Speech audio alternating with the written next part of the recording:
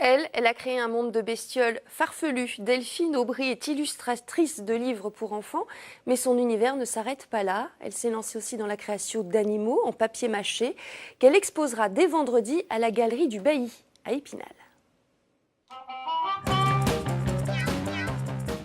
Ce sont bien des boules de poils que Delphine Aubry crée dans des corps en papier mâché. L'illustratrice vosgienne s'est spécialisée en veaux, vaches, cochons, éléphants, chameaux, cafards, bref, toutes sortes de bestioles.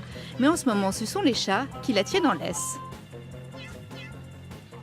Au départ, je suis illustratrice et graphiste, donc c'est vrai que c'est soit papier, soit écran d'ordinateur. Et j'avais jamais touché au papier mâché.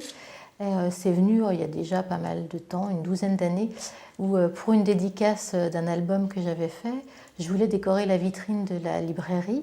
En l'occurrence, là, c'était des cochonnes en maillot de bain. J'ai continué, j'ai fait cette expo, j'ai fait une vingtaine de cochonnes avec toutes sortes de bikinis. Et puis après, chaque année, je fais une exposition sur un thème animalier. Je fais aussi des ateliers avec des enfants. Je leur dis toujours, du moment qu'il y a 2 oreilles pointues, des moustaches, une queue et 2 yeux, on sait que c'est un chat. Donc après, on peut vraiment faire tout ce qu'on veut au niveau des couleurs et tout ça, quoi. En un coup de griffe, Delphine a créé sa propre maison d'édition, Les Bestioles, pour publier son premier livre, Chat Chat Chat. Dans sa collection, il y a le chapin, des Vosges évidemment, le chabal, joueur de rugby, le charogne, un peu chafouin, ou les chats version lelouch, les chabada, faits l'un pour l'autre. J'ai dû faire un choix de mes préférés pour le bouquin, mais c'est vrai qu'il y en avait tellement d'autres. Il y a Chacal que j'aime bien, pour le côté un petit peu le pauvre qui cale la porte avec sa patte, il souffre un peu.